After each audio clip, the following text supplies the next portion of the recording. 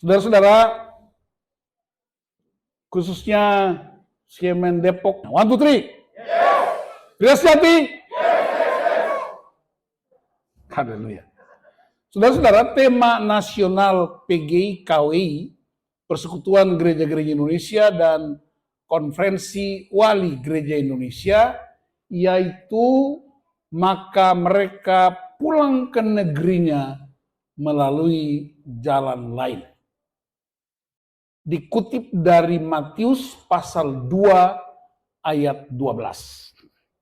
Dan karena diperingatkan dalam mimpi supaya jangan kembali kepada Herodes, maka pulanglah mereka ke negerinya melalui jalan lain. Saudara, ada satu anggota panitia, dia Sherlock buat kami datang ke sini. Tapi begitu saya buka, tujuannya ialah Jalan Kartini Raya. Jadi kami sudah lewat ke sana, kemudian dia suruh putar lagi. Kemudian sudah di pertigaan, putar lagi. Waze-nya nggak salah. Lalu kami berhenti dan saya telepon satu pria, dan dia bilang, "Pak, Bapak nggak bisa mundur. Maju, mutar lagi dan masuk Jalan Pemuda." Nah, rupanya orang Majus itu juga dapat Sherlock dari Tuhan.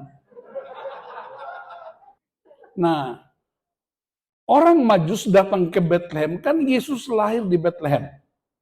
Bethlehem itu 9 km dari kota Yerusalem. Bintangnya kan mesti menuju Bethlehem. Tapi kok mutarnya lewat Yerusalem? Jadi saya lihat peristiwa tadi, kayaknya peristiwa Majus terulang lagi. Harusnya ke Jalan Kenanga. Tapi kok mesti mutar di Kartini? Harusnya ke Bethlehem. Tapi kok mutarnya di Yerusalem? Ada apa? Orang Ambon bilang, Tuhan punya maksud. Agar Herodes, raja yang berkuasa, dia mesti tahu. Kalau mereka langsung ke Bethlehem, Herodes nggak tahu. Tapi dia harus lewat Yerusalem karena pusat pemerintahan ada di Yerusalem. Karena itu raja harus tahu. Bapak-bapak harus tahu.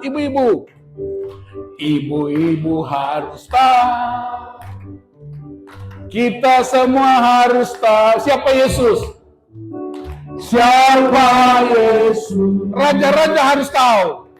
Raja-raja harus tahu. Rakyat-rakyat harus tahu. Rakyat-rakyat harus tahu. Kamu juga harus tahu. Kamu juga harus tahu. Siapa Yesus? Siapa Yesus? Saudara-saudara, Herodes harus tahu. Itulah sebabnya bintang tidak langsung ke Bethlehem. Tapi dia harus melalui Yerusalem. Melalui pusat pemerintahan. Dan mari kita lihat reaksi orang-orang di sekitar kelahiran Yesus. Yang pertama, para gembala. Tanda untuk para gembala ialah palungan dan lampin. Masuk di akal, wajar. Kenapa? Para gembala mengurusi domba yang setiap hari makan di palungan, tidur di palungan, dan diberi lampin. Untuk orang Majus, Tuhan kasih tanda apa? Bintang, karena mereka adalah para astronom, filosof, para ahli ilmu alam atau ilmu falak. Jadi Tuhan menghormati, menghargai semua profesi dan pekerjaan masing-masing untuk menunjuk arah kepada Raja yang sejati. Bilang amin. Jadi tidak benar kalau ada orang berkata yang kenal Tuhan, yang tahu Tuhan cuma para pendeta, para penatua, para pemimpin, tapi setiap orang di bidangnya tahu siapa Yesus. Raja harus tahu. Ada soal yang amat serius di situ, ialah ketika raja mendengar ada raja yang baru lahir, raja memanggil semua imam, para ahli kitab untuk menyelidiki peristiwa kelahiran Yesus. Saya harap saudara baca Matius 2 ayat 1 sampai 12. Supaya tahu kisahnya. Para pemimpin, para penasehat, ahli-ahli kitab, para imam yang masuk keluar bait Allah, yang merasa punya hubungan sangat dekat dengan Tuhan, tapi tidak memberitahu kepada raja. Ini yang disebut nabi istana. Hanya mau mendengar apa kata raja. Mereka mau menyenangkan hati raja, tapi kebenaran sejati tidak diberitahukan. Respons raja. Ada yang disebut hidden agenda. Ada agenda yang tersembunyi. Kamu pergi selidiki bayi itu. Dan beritahukan kepadaku supaya aku juga pergi menyembahnya. Padahal dia hendak membunuh anak itu. Perhatikan orang-orang Majus ini. Orang-orang yang disebut sebagai bangsa lain. Tapi mereka meninggalkan kampung halamannya. Meninggalkan negerinya. Para ahli menyebut dari daerah timur, daerah Iran, daerah Mesopotamia. Dekat ke daerah Arab. Dengan jarak yang jauh. Meninggalkan kampung halaman. Dan mereka pergi mencari raja itu. Padahal mereka juga adalah raja-raja di tempat mereka. Dan waktu mereka ke sana, tidak dikasih nomor door prize. Mereka bawa persembahan yang terbaik. Emas, kemenyan, dan mur. Dan saya yakin betul, door prize malam ini tidak ada 3 jenis persembahan itu. Mereka membawa sesuatu. Pergi gereja bukan untuk mendapatkan sesuatu, tapi untuk memberikan sesuatu. Bilang amin. Amin. Jangan mengharapkan sesuatu dari gereja. Tapi Anda datang memberikan sesuatu. Berikan penyembahan, berikan pujian, berikan waktumu, berikan tenagamu, berikan semuanya untuk Tuhan. Perhatikan, yang tuntun orang Majusi itu siapa? Apa? Bintang. Bintang itu sering disebut pilihan favorit. Saudara pernah masuk di hotel bintang berapa? Nah, coba yang pernah masuk bintang 1, angkat tangan. Yang masuk bintang 2, bintang 3, bintang 4, bintang 5. Ini kayaknya yang ini bintang melati semua ini. Jadi para pria dengar baik-baik. Apa favoritmu? Bintang macam apakah yang menuntun Anda? Bintang bicara tentang panduan. Bintang bicara tentang favorit. Dan sekarang di Jakarta terkenal. Kalau saudara lihat di trotoar, di pinggir-pinggir jalan raya, kaki 5, bintang 5. Makanannya kaki 5, rasanya bintang 5. Saudara juga punya favorit bintang. Jenderal bintang 1, bintang 2. Ingat, bintang 2 sekarang diadili, men. Favorit bintang 3, bintang 4. Jadi yang menuntun kita adalah favorit kita. Jadi saudara-saudara, bintang ini tuntun mereka, perhatikan ya pola perjalanannya, itu orang Majus dari sana. Dan ini Bethlehem, Yesus lahir. Tapi begitu sampai di sini, bintangnya mutar. Karena Raja Herodes di sana. Perhatikan. Orang Papua bilang, Tuhan, kami tahu maksudmu, cuma caramu itu. Kok kasih mutar? Kenapa? Karena kabar ini harus didengar semua orang, termasuk pemimpin yang berkuasa. Bilang amin. Tema yang digunakan, setelah mereka selesai menyembah, mempersembahkan kurban-kurban persembahan mereka, Tuhan kasih tuntunan yang baru. Sekarang kamu pulang ke negerimu. Tidak boleh lewat jalan yang lama. Harus melalui jalan yang lain. Kalau datangnya lewat Cibubur, pulangnya harus lewat Brigif. Kenapa? Karena jalan yang lama ada bahaya. Apa bahayanya? Herodes akan mendapatkan informasi untuk membunuh bayi itu.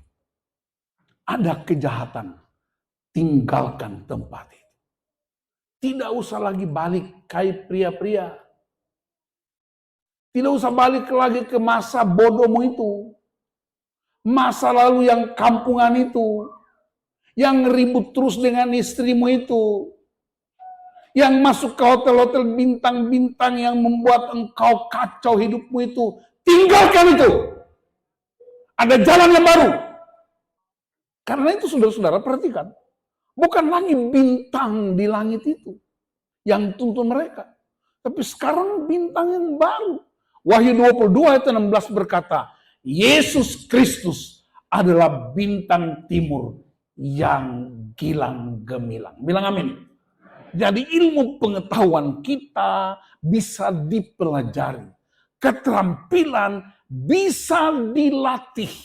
Tapi impartasi kasih karunia Allah hanya bisa melalui hubungan pribadi dengan Tuhan. Dan dengar saya beritahu, hubungan pribadi kita dengan Tuhan, karakter yang kita alami, tidak bisa dipinjamkan ke orang lain. Anda tidak bisa pinjam hubungan istrimu dengan Tuhan. Anda tidak bisa pinjam hubungan gembalamu dengan Tuhan.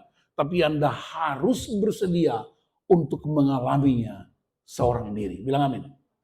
Karena itu ketika mereka pulang, jalan lain. Apa itu jalan lain? Beberapa penafsir Alkitab menyebut, yaitu jalan baru. Jalan pertobatan. Bukan lagi berdasarkan pengetahuan yang kau miliki. Bukan lagi berdasarkan keterampilan yang engkau punyai. Bukan lagi berdasarkan harta kekayaan yang kau miliki. Tetapi dituntun oleh kebenaran sejati. Dan karena itu suatu ketika Yesus berkata, akulah jalan dan kebenaran dan hidup. Dialah bintang timur yang gilang gemilang. Yang menuntun mereka pergi ke negerinya. Bahasa lainnya, kembali ke rumahnya. Kalau Anda pergi dengan bintang itu, sekarang Anda ketemu kebenaran sejati, Kristus. Dan Anda harus kembali ke rumah.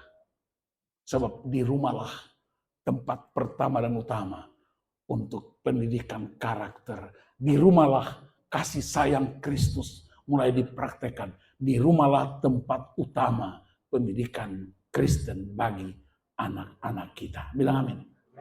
Saudara, satu kali saya dengan istri dalam tim kami melayani sebuah camp buat pria-pria di sebuah daerah Indonesia Timur. Yang menginisiasi camp itu adalah seorang bupati.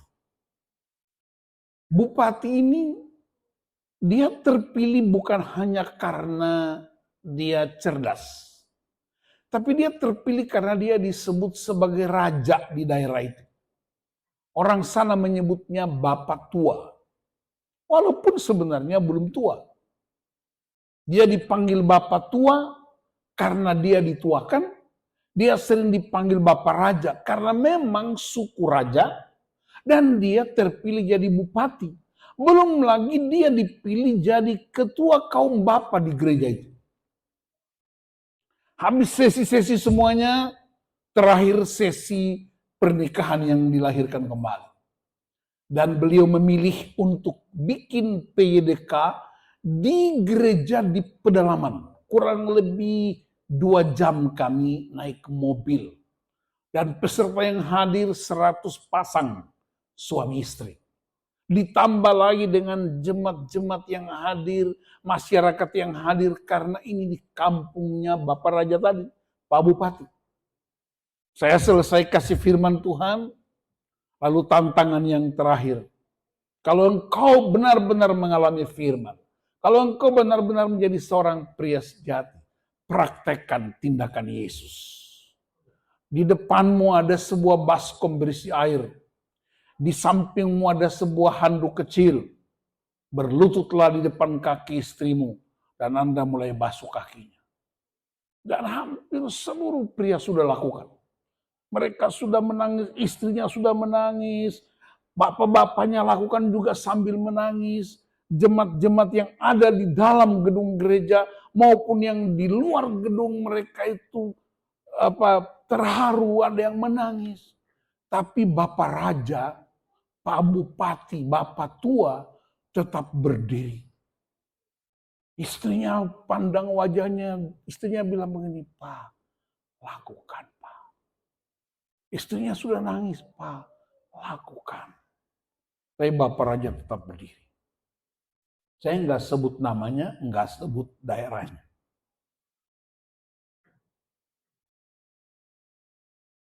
Tiba-tiba saya lihat, karena saya berkeliling untuk berdoa dengan fasilitator, saya lihat kok Bapak Raja berdiri terus. Saya datangi dia. Saya bilang, Bapak Tua, kenapa tidak lakukan? Dia bilang, Pak Pendeta, saya ini raja. Raja di negeri ini. Saya raja di kabupaten ini. Saya dituakan. Kalau saya duduk dan basuh kaki istri saya, apa kata rakyat saya? Apa kata jemaat? Kok seorang raja sujud di depan kaki istrinya? Saya bilang yang suruh Bapak bukan saya. Tapi firman Tuhan bilang, Bapak Raja sampai kapan? Suatu saat Bapak akan selesai. Jabatan Bapak paling lama 2 periode. Tetapi yang suruh itu raja di atas segala raja. Tiba-tiba dia berlutut. Dia mulai basuh kaki istrinya. Istrinya histeris. Dan tiba-tiba seperti Piala Dunia di Qatar. Seluruh jemaat di dalam ruangan maupun yang di luar. Mereka bersorak-sorai, mereka bertepuk tangan, ada yang menangis. Yes, 1, 2, 3, haleluya, puji Tuhan. Dia lakukan selesai, saya angkat, dia berdiri. Saya bilang, Pak, lihat apa yang jemaat lakukan.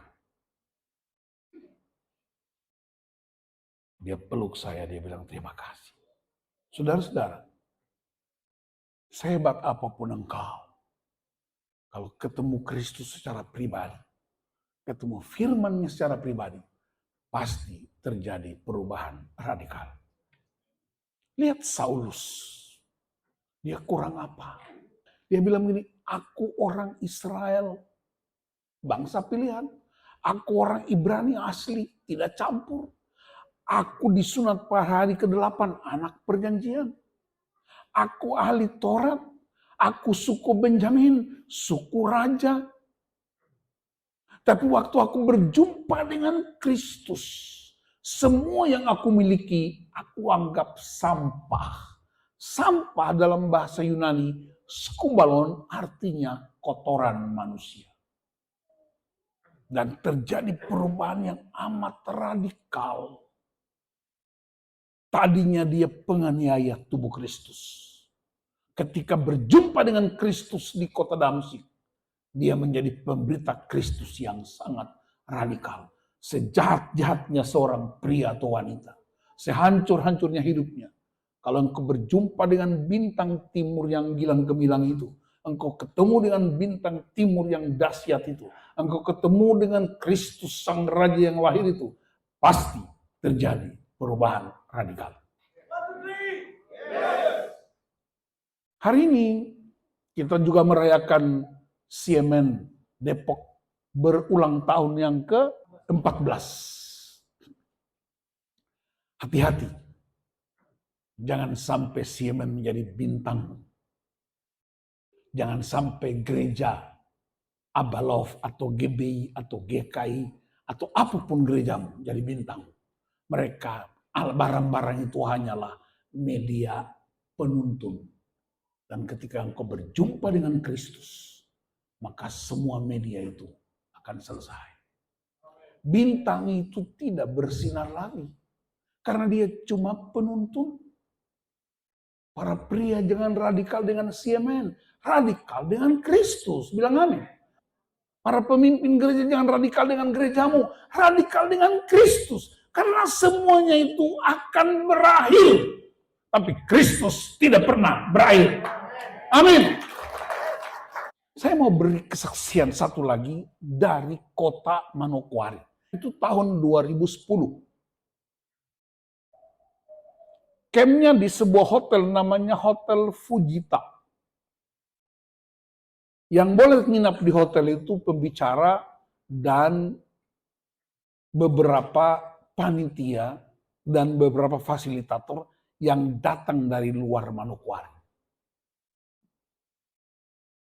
Malam itu ada seorang pria, saya sudah izin ke dia sebut namanya. Namanya Lazarus Mandachan. Anak ini pemuda yang, dia udah menikah sebenarnya tapi masih muda.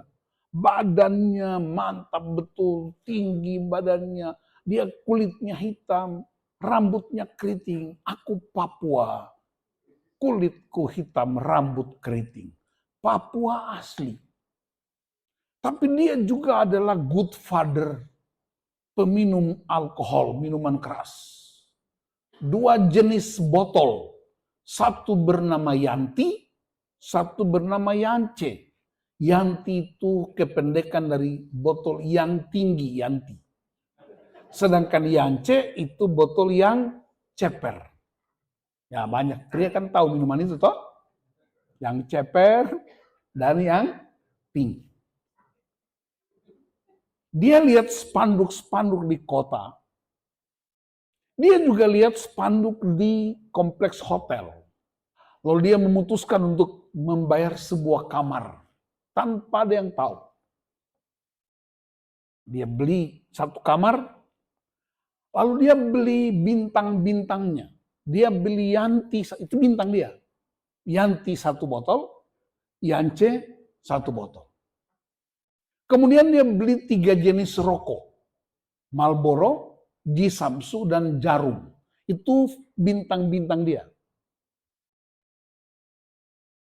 Dia nginap di hotel itu. Pada jam 12 malam, dia taruh Yanti dan Yance di atas meja. Dia taruh 3 jenis rokok. Baru dia duduk menghadap mereka. Baru dia bilang begini, sobat. Karena kawan dia kan bertahun-tahun. Sobat, ini malam terakhir.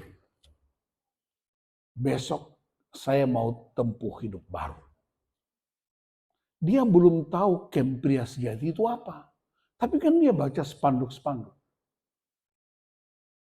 Dia baca tulisan-tulisan itu. Dia bilang, sobat, malam ini kamu orang, maksudnya kalian, mau bikin apa saja terserah. Tapi ini malam terakhir. Jadi mari kita pesta untuk mengakhiri persahabatan kita. Lalu dia buka 2 botol itu, dia buka rokoknya, dia sendiri selesaikan. Dia isap rokok baru setengah, dia matikan, isap lagi matikan. Dia minum tidak pakai gelas, minum. Sampai dia mabuk dan jatuh tertidur di kamar itu. Camp kita dimulai jam 8 pagi. Ketua panitia sudah kasih sambutan. Seksi acara sudah mulai kasih tuntunan tentang tata tertib. Selesai lagu saya maju. Saya sedang berkhotbah sesi prakem. Kira-kira 30 menit tiba-tiba pria ini masuk. Masuk dengan gaya benar-benar mabuk asli. Waktu dia masuk, ada pria-pria yang ketawa. Ada juga yang suruh dia keluar. Karena mereka tahu ini pengganggu. Tahu siapa dia. Tapi dia tetap masuk aja jalan terus. Nah kebetulan di depan itu tempat duduk saya udah kosong karena saya udah maju. Ya dia maju langsung duduk. Begitu selesai saya mulai altar call. Pria-pria maju, fasilitator doakan. Tapi bau minumannya sudah mulai muncul. Panitia datang ke saya, Pak Nus. Itu Lazarus Mandacan. Dia kepala geng mabuk di kota ini. Tidak ada yang berani sama dia. Kalau Bapak bisa suruh dia keluar, saya datangi dia. Lazarus, kau mau apa? Dia berdiri sempoyangan, dia pegang kursi, dia bilang, Pak Pendeta, tolong doakan saya. Saya mau bertobat. Tadi malam saya sudah berpisahan dengan Yanti dan Yanci. Saya belum tahu Yanti dan Yanci itu apa. Karena bagi saya Yanti nama perempuan, Yanci nama laki-laki. Tadi malam saya sudah berpisahan dengan Yanti dan Yanci. Jadi Bapak Pendeta doakan, saya mau hidup baru. Wih. Orang karismatik bilang, Roh Kudus bicara di hati saya. Orang Protestan bilang, ada iluminasi. Saya lepaskan mic, saya peluk dia. Saya peluk dia, saya begitu doakan dia mulai histeris. Tuhan Yesus! Untuk pertama kalinya dia menyebut nama Yesus. Tiba-tiba seluruh peserta panitia fasilitator diam di ruangan, tidak ada yang bicara. Kalau saya kasih kode buat panitia, fasilitator. Rame-rame kita doakan dia. Selesai itu, acaranya berubah. Tidak ada lanjutan sesi, tapi istirahat. Supaya apa? Ini anak harus mandi dan ruangan dibersihkan. Supaya camp lanjut. Kami istirahat, ruangannya dibersihkan. Lazarus masuk, saya kasih baju baru. Baju siamen, saya kasih ke dia pakai. Kemudian habis makan siang, ikut camp, dia ikut sampai 3 hari tanpa alpa satupun. 1 minggu kemudian, istrinya bersaksi. Dia bilang, inilah titik balik kehidupan keluarga kami. Suami saya bilang, kalau tiap hari dia pergi dengan matahari, pulang dengan bintang-bintang. Maksudnya pergi siang, pulang subuh. Sekarang dia pergi dengan Tuhan dan saya. Dan kami juga kembali ke rumah.